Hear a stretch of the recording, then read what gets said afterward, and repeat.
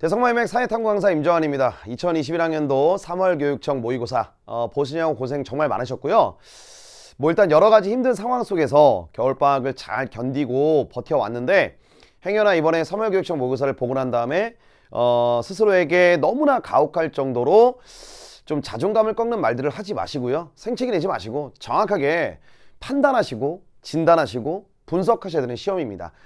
지금부터 이제 3월, 4월, 6월, 7월, 9월, 10월 계속 모의고사를 보실 겁니다. 그때마다 무너지실 거라면, 견디기 힘들 거라면 시험을 보시지 말으셨어야 돼요. 진단하고 분석하셔야 됩니다. 제가 드릴 수 있는 말은 뭐냐면요, 결국 이 모든 것들이 본인을 되돌아볼 수 있는 성장통이고 계기가 되는 거니까 여기서 무너지거나 그리고 날이 무뎌져서는 절대 안 된다는 거 다시 한번 강조 말씀드립니다. 힘들게 공부해 오고 있는 이 과정에서 내가 치러야 되는 분명한 성장통이다. 앞으로 나는 이거를 발판 삼아서 한 단계 더 도약할 것이다. 한 단계 더 성장할 것이다. 일진보 진일보 할 것이다 라고 생각하시면서 내일은 보다 더 멋진 모습으로, 오늘 좀 힘들었다면 오늘만 울고 내일은 다시 또 강건하게 나아가시기 바랍니다. 강건한 사람이 성공합니다. 자, 1번부터 가보겠습니다.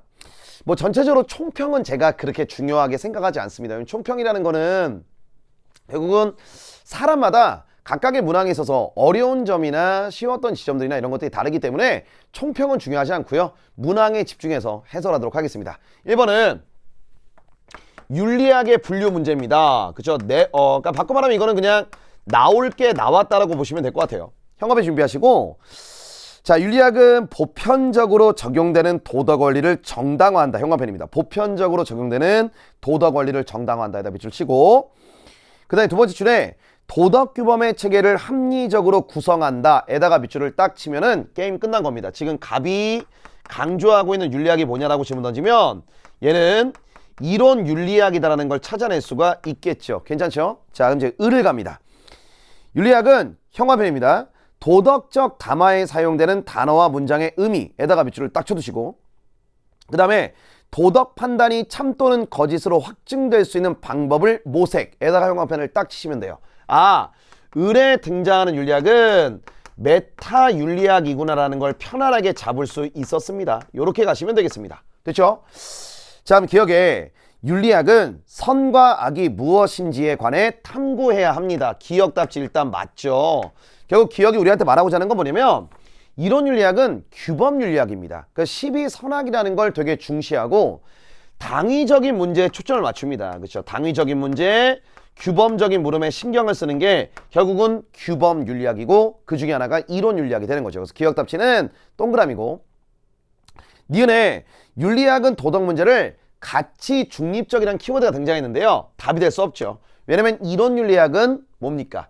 얘는 기본적으로 규범 윤리학입니다. 그러니까 가치 중립이 아니다라는 게 중요한 포인트. 이거 X고요. 디귿입니다. 윤리학은 도덕적인 추론의 타당성을 검증해야 돼. 특히나 어떻게 검증해야 되느냐. 일단 맞죠? 논리적으로 분석하는 게 중요합니다. 논리적으로 분석하는 게 중요합니다.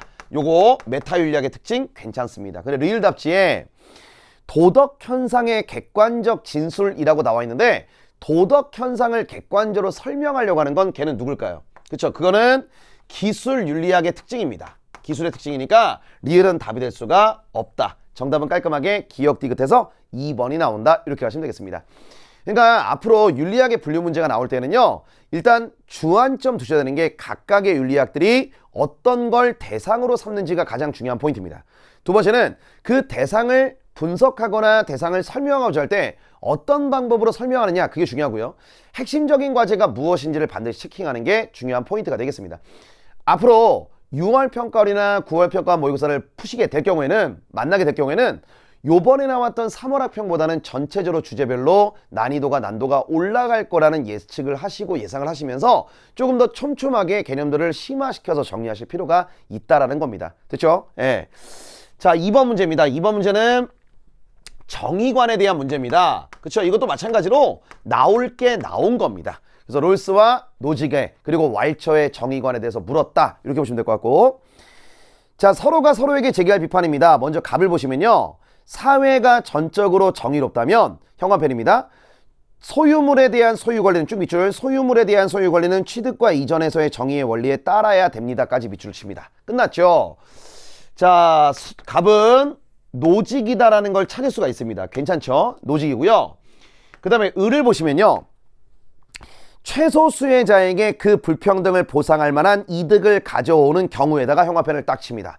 이게 바로 롤스가 강조했던 차등의 원칙이었다. 그래서 을은 롤스가 됩니다. 그리고 병을 보시면요. 복합평등으로서의 정의 이야기가 나옵니다. 다원적인 평등. 보시면은 두 번째 문장이, 물론 이제 첫 번째 문장도 이 사람이 왈처라는 걸 보여주지만 두 번째 문장이 너무나 중요하죠. 상이한 사회적 가치들은 상이한 근거, 절차, 주체에 의해서 분배되는 것이 정당하다. 복합평등으로서의 정의, 다원적인 평등, 왈처의 이야기가 되겠습니다. 그러면 1번 답지는 일단 비판의 방향을 봤더니 노직이 롤스를 비판할 내용이에요. 롤스가 최소 수혜자의 최대 이익이라는 차등의 원칙을 강조했다는 거 너무 중요하죠. 최소 수혜자의 최대 이익이 바로 차등의 원칙인데 노직의 입장에서 봤을 때 이때 정의의 원칙은 어떠냐라는 걸 비판한 겁니다. 근데 요거 잡으셔야 돼. 거기 차등의 원칙이라는 5글자에다가 형광펜을 딱 쳐두세요. 그러고 난 다음에 위쪽으로 이렇게 화살표를 당기실게요. 자, 차등의 원칙에 따라서 분배를 한다는 것은 노직의 입장에서 봤을 때 이렇게 되는 겁니다. 요건요, 정형적인 원칙입니다. 정형적인 원칙입니다 라고 노직이 비판을 하고요. 그래서 뭐라 얘기하냐면 이 정형적인 원칙은 필연적으로 재분배라는 걸 요구한다라고 말했습니다. 필연적으로 재분배를 요구합니다. 그래서 필연적으로 재분배를 요구하는 이러한 고정된 정형적인 분배 원리들, 원칙들은 결국 개인의 소유 권리를 침해할 수 있다. 그거를 경계한 게 노직입니다. 그러니까 1번 답지는 노직이 롤스를 비판할 만한 이야기로 적당합니다. 그래서 1번 답지는 맞는 소리고요. 2번에 도덕적 정당화가 가능한 국가는 최소 국가야 라고 되어 있잖아. 최소 국가임에다가 슬래시를 하신 다음에 요렇게 말한 사람은요, 딱 한 사람입니다. 바로 노직입니다. 노직이에요. 그러니까 비판의 방향을 봤더니 A하고 F는요, 노직이 각각 롤스와 왈처를 비판할 내용인데 정확하죠. 왜냐면 이렇게 말한 사람은 노직밖에 없습니다. 그러니까 롤스와 왈처는 그거를 간과하고 있다라고 비판할 수 있는 겁니다. 됐죠? 3번입니다. 형광펜 준비. 천부적 재능의 분포는 공동자산이야. 천부적 재능의 분포는 공동자산이야. 거기다가 형광펜을 딱 쳐두신 다음에 이렇게 말한 사람이 누구냐? 바로 롤스입니다. 천부적 재능의 분포는 공동자산이고 and 임의적 사실이야. 공동자산이고 임의적 사실이야. 이렇게 말했던 게 롤스입니다. 그러니까 3번 답지의 비판의 방향은 롤스가 노직을 비판할 만한 이야기입니다. 노직은 이런 사실을 간과한다. 롤스가 그렇게 비판할 수 있지. 왜?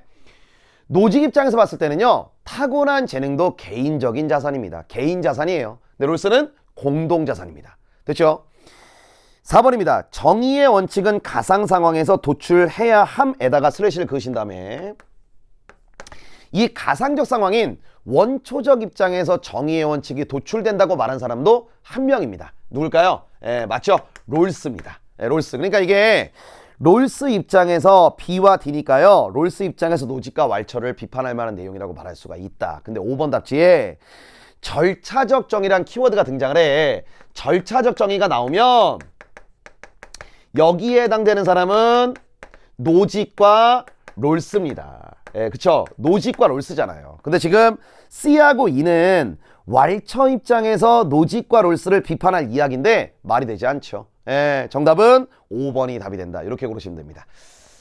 정의과 문제도 마찬가지인데 6월 평가원 모의고사나 9월 평가원 모의고사나 수능에서는 3월 학평 수준을 넘어서는 고난도 선지나 제시문 내용 자체가 좀 까탈스러운 내용이 출제될 가능성 분명히 열려 있습니다.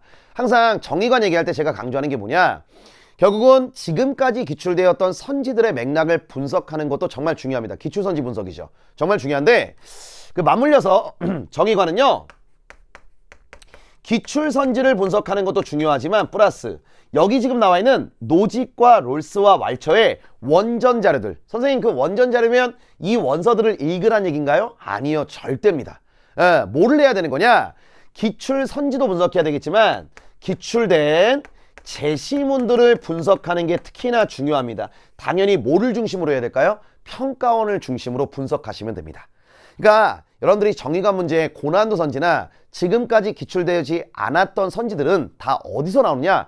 과거에 출제되었던 기출 제시문의 문장들입니다. 그래서 기출 선지에 담겨져 있는 내용적인 측면과 개념적인 측면도 논리적으로 분석해서 내 걸로 체화시키는 거 필요한데 과거에 나왔던 제시문들도 다시 꼼꼼하게 읽어보시기 바랍니다. 예를 들어 선생님 수강생이라면 리밋 교재 안에 엄청나게 많은 테마별 심화자료, 미니 자료들이 존재하잖아. 그 자료들 열심히 읽으셔야 됩니다. 아시겠죠?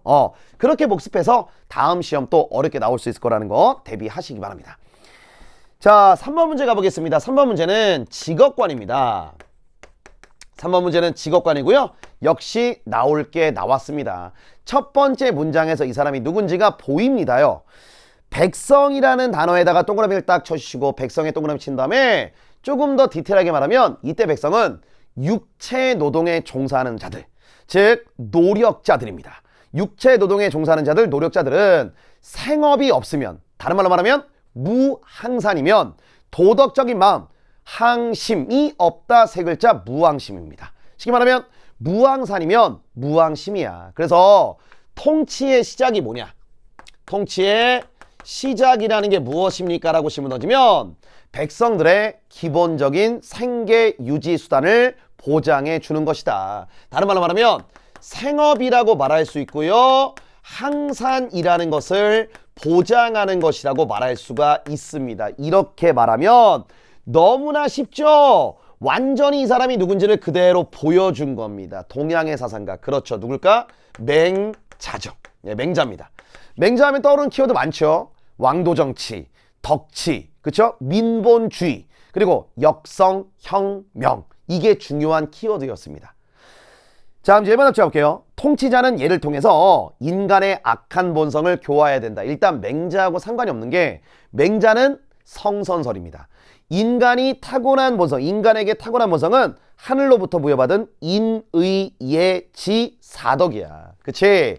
선생님 그러면요 1번 답지는 누구 얘기인가요? 이건 맹자 얘기가 아니라 똑같은 유교 사상가인데 성악설을 주장했던 순자 얘기입니다. 순자입니다. 2번이에요. 통치자는 백성에 의한 통치를 위해 온 힘을 다해야 된다고 되어 있죠. 맹자는요 다스리는 자와 다스림을 받는 자를 엄격하게 구분해야 된다고 주장했습니다. 통치하는 자와 통치를 받는 백성을 엄격하게 구분해야 돼. 즉 백성에 의해서 통치가 이루어지는 게 아닙니다. 대신에 이건 있죠. 백성에 의해서 이루어지는 정치를 지향한 게 맹자가 아니라는 게 너무나 중요해. 그런데 이거는 맞습니다. 일단 2번 답지 틀렸는데 이거는 맞아요. 백성에 의한 정치는 아니지만 백성을 위한 정치는 이거는 맞다라고 체크하셔야 됩니다. 백성을 위한 정치. 한자로 말하면 위민. 위민. 됐어요? 3번. 통치자가 인의를 해치더라도 백성은 항상 복종해야 된다. 아닙니다. 통치자가 인의를 해치면 뭐가 가능합니까? 라고 질문했을 때 네 글자. 역성, 혁명이라는 것이 가능하다는 게 맹자님의 입장이죠. 이 통치자는 더 이상 군주로서의 자격이 없습니다. 자, 4번 답지요. 덕치 강조한 게 맹자입니다. 4번 답이 될 수 없죠. 5번이 정답이죠. 통치자는 백성들의 선한 삶, 다른 말로 말하면 도덕적인 삶. 자, 도덕적인 삶을 위해서 결국은 몬산이라는 걸 보장해야 될까요? 항산이라는 걸 보장해야 된다. 이렇게 해야 되는 이유는 무항산이면 모항심이기 때문에, 무항심이기 때문입니다. 그러니까 여기서 우리가 추론할 수 있는 게 생업, 즉 항산을 보장하는 게 통치의 시작이다. 이게 바로 맹자님의 이야기다라고 보시면 되겠습니다. 자, 그 다음에 4번 문제 가보겠습니다. 4번 문제는 직업관입니다. 자, 직업관이고요. 교육청 모의고사에서 제일 많이 나오는 게 칼뱅과 마르크스에 대한 이야기가 제일 많이 나옵니다. 즉 바꿔놓으면 칼뱅의 직업 소명설, 그리고 마르크스가 자본주의의 노동을 비판하면서 공산주의 사회로의 이행을 강조했다는 지점이 가장 많이 출제되는 교육청 주제입니다. 그러니까 4개 또 나온 거예요. 나올 게 나온 겁니다. 확인. 갑에 등장하는 사람은요, 결국 노동의 본질이라는 것이 무엇이냐? 신의 명령을 이행하는 겁니다. 다시요. 갑은요, 노동의 본질이라는 게 무엇입니까? 자, 노동의 본질은 신의 명령이라는 것을 현세에서 이행하는 거야. 즉 현세적 의무야. 두 글자로 말하면 소명이죠. 그래서 갑은 칼뱅입니다. 칼뱅이고요. 칼뱅에 직업 소명설이 나와 있다라고 잡으시면 되겠습니다. 그쵸? 요거 나온 겁니다. 자, 그 다음에 을은요. 노동의 본질이 무엇입니까? 라고 질문 던지면 갈게요. 노동의 본질이 무엇입니까? 라고 했을 때 자신의 재능을 전면적으로 활용해서, 그러니까 이 마르크스는 분업이라는 것에 대해서 부정적으로 생각했던 이유가, 분업은 반복적으로 똑같은 일만 반복하기 때문에 노동자가 전면적으로 발달하면서 자신의 잠재력을 실현하는 게 아니라 계속 소외당한다라고 생각을 했습니다. 그래서 분업의 폐지를 주장했던 게 누구였다? 마르크스였죠. 그러면 노동의 진정한 본질은 뭐냐? 노동을 통해서 결국 자신의 자아를 실현하는 것이다. 이렇게 말한 사람이 바로 마르크스입니다. 물론 자아 실현에 다른 사람과의 관계도 되게 중요합니다. 그렇죠? 그래서 그는요 마르크스입니다. 마르크스. 이렇게 잡으시면 됩니다. 그러면 기억부터 할게요. 노동은 신성하며. 그래서 마르크스가 했던 말 중에 이런 말 있잖아. 결국 우리가 보기에는 되게 좀 뭔가 좀 미천한 일, 좀 이렇게 비천한 일처럼 보일지라도 신이 보시기에는 거룩하고 신성하고 찬란하다. 그러니까 바꿔 말해, 직업에는 몬천이라는 게 없다. 직업에는 귀천이라는 게 없다. 이게 칼뱅이 이야기입니다. 그리고 노동으로 얻은 것은 신의 선물입니다. 뭐 이걸 다른 말로 말하면 신의 자비예요. 또는 신의 은총입니다. 됐어요? 그런데 핵심은 기억 답지에다가 화살표를 당겨주시고, 위쪽이든 아래쪽이든 여백 공간에 있으면 아무데나 당겨주시고요. 그러니까 부라는 것은, 물질이라는 것은, 즉 물질이라는 것은 신의 자비고 신의 은총입니다. 그렇다면 우리가 어떻게 해야 되느냐? 신의 뜻, 그 다음에 사랑이라는 것을 실현하기 위한 목적으로 운용되어야 한다는 게 누구의 생각? 칼뱅의 생각입니다. 그래서 이웃사랑을 실천하는데 우리가 축적한 부나 물질을 사용하고 운용하라, 이렇게 말하는 게 칼뱅의 이야기가 되는 겁니다. 그래서 기억은 동그라미고요. 니은 소외된 노동이 떴습니다. 그럼 소외된 노동에다가 가볍게 마르크스 입장에서는 뭐를 말하는 거냐? 자본주의에서의 노동을 얘기하는 겁니다. 마르크스는 자본주의에서의 노동은 소외된 노동이다라고 말을 합니다. 그래서 인간 소외를 일으키는 거죠. 니은 동그라미고, 디귿 노동자는 자본가에게 경제적으로 예속될 수밖에 없다. 어디서? 자본주의에서. 그렇죠? 정답은 4번이고요. 리을 답지에 노동의 본질은 자신의 잠재력을 개발하는 데 있다, 이렇게 나와 있는데 칼뱅 입장에서 봤을 때 노동의 본질은 신의 명령을 이행하는 소명입니다. 그래서 리을은 X, 정답은 4번이 답이 된다. 이렇게 고르시면 되겠습니다. 자, 그 다음에 이제 5번 문제 한번 가볼게요. 5번. 가불의 입장으로 적절하지 않은 것은, 얘는 성과 사랑의 관계에 대한 입장이었습니다. 그리고 성과 사랑의 관계가 나오면 세 가지 있었죠. 보수주의, 그 다음에 중도주의, 그 다음에 자유주의가 이렇게 있었습니다. 그렇죠? 그래서 결국은 보수주의가 강조했던 거는 요거였잖아. 혼인, 그리고 출산이라는 거를 목적으로 한 성. 중도는 사랑. 그 다음에 자유는 자발적 동의에다가 하나 더 얘기하자면 타인에게 해악을 끼치지 않는다는 해악 금지의 조건, 요거를 말한 게 자유주의다. 이렇게 잡으시면 되겠습니다. 그렇죠? 물론 이 5번 문제는 그렇게 어렵지 않고요. 평가원 시험에서 나오더라도 이 주제는 그렇게 어렵지 않게 출제가 되니까 요 정도 맥락 잡으면서 나머지 이야기를 좀 들어보시면 돼. 갑입니다. 성의 자연적인 목적은 나왔죠. 출산이다. 사랑하는 남녀가 결혼이라는 사회적인 승인을 거쳐서 출산과 관련하여 행하는 성적 관계만이 도덕적으로 정당하다. 그러니까 무슨 말이냐? 성이라는 것이 어떤 개인과 개인 사이의 사적인 관계, 사적인 영역인 건 맞지만 이게 단순히 사적 영역에서 끝나는 것이냐? 아니다. 사회가, 공동체가 계속 유지되는데 이 성은 기여해야 된다는 거죠. 그렇죠? 자, 보수주의입니다. 을 가보시면 성을 도덕적으로 만드는 건 사랑이다. 됐죠? 사랑은 인간적 성의 고유한 가치이고 사랑이 동반된 성적 관계만이 도덕적으로 정당하다. 그래서 혼인한 두 남녀 사이 또는 혼인한 사이가 아니더라도 이게 가능하다는 게 바로 중도주의의 입장입니다. 자, 1번에 성적 관계 결과에 대한 책임은 도덕적으로 중요하다. 이 세 가지의 관점 중에서 얘가 가장 강한 책임이에요. 얘가 가장 강한 책임. 오케이? 2번, 아까 말했던 그대로고. 3번, 성은 사랑이 전제될 때 서로의 정신적인 교감을 고양한다라고 되어 있습니다. 제고시킨다, 높인다, 요 얘기가 되겠죠. 그래서 중도주의가 뭐를 강조하냐라고 질문 던지면, 물론 뭐 다른 게 이거를 부정한다는 건 아니지만 성의 인격적 가치를 대단히 강조하는 게 바로 뭐다? 중도주의가 됩니다. 됐죠? 4번, 성적 자기결정권을 존중하는 게 성적 관계의 필요 충분 조건이다. 뭐 유일한 기준이다. 말도 안 되는 거죠. 사랑이 있어야 됩니다. 정답 4번이고요. 5번, 성적 관계에서 상호 간의 존중과 배려는 필수적이다. 이거는 둘 다 인정하는 바입니다. 그래서 정답은 4번이 답이 된다. 이렇게 하시면 되겠습니다.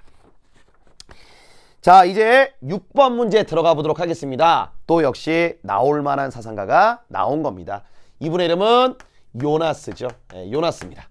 그리고 제시를 보면 현대기술이라는 키워드에다가 형광펜, 자, 현대기술에다가 밑줄을 딱 쳐두시고요. 거기다 위쪽으로 화살표를 살포시 날려주실게. 그런 다음에 요나스는 책임 윤리를 얘기를 하면서 이제 우리한테 부여되고 있는 책임은 과거에 비해 더 강화되고 확장된, 확대된 책임이다라는 걸 얘기합니다. 그 이유는 현대 기술 권력이 발달하면 발달할수록, 기술 권력이 발달하면 발달할수록 인간의 책임에 대한 요구도 이거에 비례해서 강해지고 있다라고 말했던 게 요나스가 되는 거죠. 이거 잡아두시고. 자, 현대기술이 산출한 행위들의 규모와 대상 그리고 그 결과는 너무나도 새로운 것이기 때문에 전통윤리의 틀로서는 이 행위들을 더 이상 파악할 수 없는 형광펜입니다. 너무 중요하죠. 윤리적 공백. 이게 발생합니다. 인간이 갖게 된 새로운 종류의 행위 능력은 윤리의 새로운 규칙을 요구합니다. 요 얘기예요. 요 얘기고요. 또한 새로운 종류의 윤리를 요구한다. 이렇게 나오는 거죠. 그럼 1번 답지. 기술을, 자, 요나스가요, 기술에 대해서, 과학기술에 대해서 성찰적이고 반성적인 태도를 갖춰야 된다는 건 맞는데 기술 자체를, 기술의 필요성 자체를 전면적으로 부정했다고 말하면 안 돼요. 쉽게 말하면 기술은 생태계의 허용, 수용 범위 안에서 행사되어야 한다는 점을 강조하는 게 요나스가 됩니다. 그래서 1번 답지는 맞아요. 그래서 1번 답지 옆에다가 뭐라 쓰냐면 이분은 이렇게 가실게요. 과학기술에 대한, 그러니까 이렇게 할까요? 과학기술이라고 쓸게. 과학기술의 가치, 중립성이라는 것을 인정했습니까? 부정했습니까? 이것도 가끔씩 물어봅니다. 이거를 인정하신 분이 아닙니다. 끊임없이 과학기술에 대해서는 우리가 성찰을 하고 반성을 해야 된다는 게 요나스의 이야기가 된다. 그리고 생태계가 수용하고 생태계가 허용하는 범위 내에서만 과학기술 또는 기술이 행사되어야 한다라고 말한 게 요나스가 됩니다. 자, 2번. 기술에 내포된 위협적인 요소는 윤리적 숙고의 대상이 됩니다. 그쵸? 우리는 이렇게 해야 됩니다. 예견적 책임. 예견적 책임. 그쵸? 특히나 아래쪽에 나오지만 5번 답지입니다. 기술이 초래할 공포를 발견하고 행위의 의무를 도출해야 된다. 이 5번 답지가 그 유명한 공포의 뭐가 될까요? 그렇죠. 발견술이다. 이렇게 잡으시면 됩니다. 공포의 발견술이다. 이렇게 하시고 4번 답지에 새로운 윤리학은 무조건적으로 준수해야 할 명령을 제시합니다. 우리 요 4번 답지 있잖아. 아래쪽에 여백 공간 아무데나 화살표를 당기시고 이걸 보통 얘기할 때 요나스가 생태학적 무슨 명령이다. 그렇죠. 정언 명령이다. 요거를 얘기했다라는 거 기억하시면 되는 겁니다. 그렇죠? 자, 근데 3번 답지에 인간에 대한 의무가 자연에 대한 의무로 대체돼야 된다. 이 말은 인간에 대한 의무 필요 없다는 얘기예요. 자연에 대한 의무만 지면 된다는 거야. 말도 안 되는 거야. 인간에 대한 의무뿐만 아니라 자연에 대한 의무로까지 책임을 확대시키라는 게 요나스가 되는 겁니다. 다시, 인간에 대한 의무 버리고 자연에 대한 의무로 바꾸면 돼? 그게 아니야. 그게 아니라 인간에 대한 의무뿐만 아니라 자연에 대한 의무로까지 요거를 확대시켜야 된다라고 말한 게 요나스가 되는 겁니다. 특히나 이제 중요한 게 현 세대뿐만 아니라 무슨 세대까지, 미래 세대까지 고려된다는 게 또 인간에 대한 의무에서 중요했던 포인트가 되는 거죠. 정답은 3번입니다. 자, 그 다음에 7번 문제는 시민불복종에 대한 이야기입니다. 그쵸? 시민불복종에 대한 이야기고요. 여기에 나오는 사상가는 그대로 롤스입니다. 롤스. 그쵸? 예. 거의 질서 정연한 사회에서는 시민들 사이에 공유된 정의관이 존재합니다. 그쵸? 그런데 우리가 공유된 정의관에 따라서 정의로운 사회를 꾸려나가야 되는 이유는 사회 협동체를 구현해내기 위해서입니다. 근데 문제가 이런 거의 정의로운 사회에서도요, 명백하고 현저하게 부정의한 법률이나 정책 같은 게 만들어질 수 있습니다. 그쵸? 그래서 법을 어기면서까지 뭐에 근거해서 다수의 공유된 정의관에 근거하고 호소하면서 이러한 부정의한 법률과 정책을 변혁하기 위한 행위, 위법행위가 시민불복종입니다. 근데 시민불복종은 위법행위이긴 하지만요, 도덕적으로는 옳은 행위입니다. 그렇죠? 기억에 시민불복종은 법을 어기지만 맞습니다. 도덕적으로 옳은 행위다. 맞습니다. 무슨 말이냐면 분명한 사실은 롤스가 봤을 때 시민불복종은 양심적이며 정의롭고요. 그리고 신념적입니다. 그래서 도덕적으로 옳은 행위입니다. 그래서 기억은 동그라미예요. 니은 답지입니다. 부정의한 사회라면 시민불복종은 반드시 전개되어야 된다. 이거 너무 중요하죠. 니은 답지 답이 될 수 없어. 이거 너무 중요한 거야. 왜냐면 롤스는 시민불복종이 이루어질 수 있는 이게 성립 가능한 사회체제를 규정한 사람입니다. 어디냐? 이거였죠. 거의 질서 정연한 사회야. 예. 여기서 시민불복종이 가능한 겁니다. 그래서 니은 답지는 답이 될 수가 없어요. 디귿. 시민불복종은 입헌체제를 유지하는 데 기여하는 행위입니다. 바꿔 말하면 정의롭고 민주적인 정치체제를 유지하는 데 기여하는 행위입니다. 됐어요? 늘 말씀드리지만 시민불복종은 민주적이고 정의로운 체제, 입헌적 체제를 지키기 위한 시민들의 정치적 행위입니다. 롤스 입장에 따르면. 그렇죠? 그러니까 부정의한 법률과 부정의한 정책을 바꿔서 체제의 안정성을 지키고 싶어하는 게 시민불복종입니다. 그래서 디귿답지는 뭐라고도 잘 나오냐면 디귿답지 오른쪽으로 살펴. 시민불복종은 체제 또는 입헌체제의 안정성을 유지하는데 기여한다. 이런 선지도 엄청 잘 나옵니다. 그렇죠? 그래서 이거는 동그라미다. 이렇게 하시면 되고. 자, 리을입니다. 소수자 투표권 제한입니다. 이 법률은요, 이런 정책은요, 분명히 평등한 기본적 자유의 원칙을 명백히 훼손할 가능성이 높죠. 그렇죠? 소수자는 투표권을 가질 수 없다라는 정책은 또는 그런 법률은 평등한 기본적 자유의 원칙을 명백히 훼손할 가능성이 있습니다. 그러니까 이거는 시민불복종의 대상이 될 수 있습니다. 리을 동그라미. 정답은 그래서 4번이 답이 된다. 이렇게 가시면 되겠습니다. 됐죠? 네. 자, 그 다음에 이제 8번에 나오는 문제.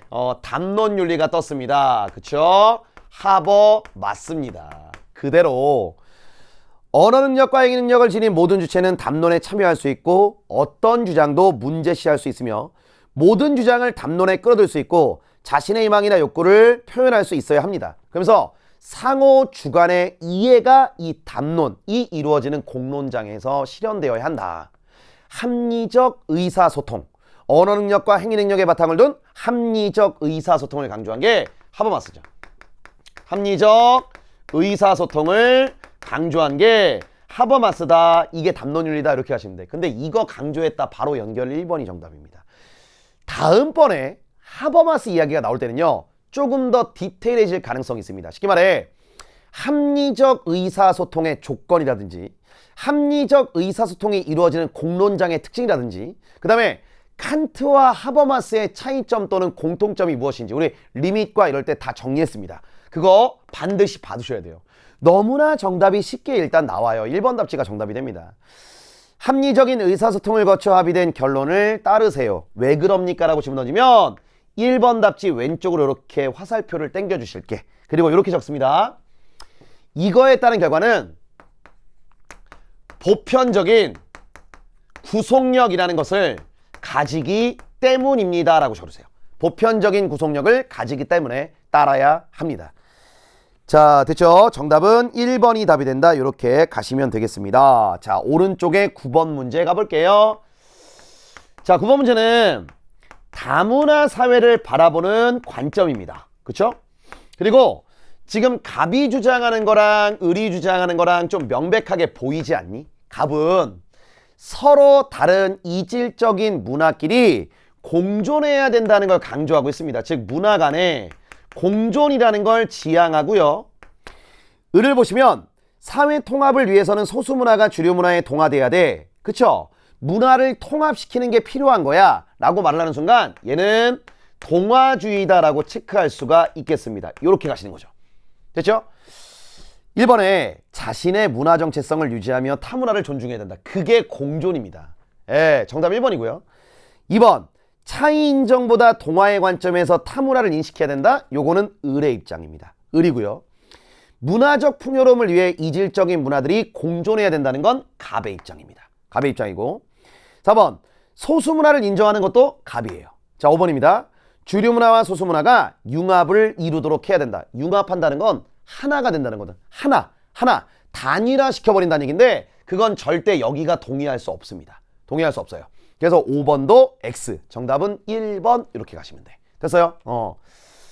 자, 이제 마지막으로 우리 10번까지만 해서 우리 한 차씩 자르고 갈게. 1번부터 10번까지 풀고요. 또 다음 차시에서 11번부터 20번을 풀어보도록 하겠습니다.